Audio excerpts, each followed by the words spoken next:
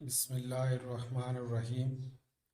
امام اسماعیل بن ابراہیم مزنی رحمۃ اللہ علیہ نے حضرت امام شافعی رحمۃ اللہ علیہ کو خواب میں دیکھا اور پوچھا کہ اللہ تعالیٰ نے آپ کے ساتھ کیا معاملہ فرمایا؟ تو انہوں نے جواب دیا کہ اس درود شریف کی برکت سے اللہ تعالیٰ نے مجھے بخش دیا اور عزت و احترام کے ساتھ جنت میں لے جانے کا حکم دیا۔ اللہم صلی علی سیدنا محمد کلما ذکر الذاکرون وصلی علی سیدنا محمد کلما افلا عن ذکر الغافلون۔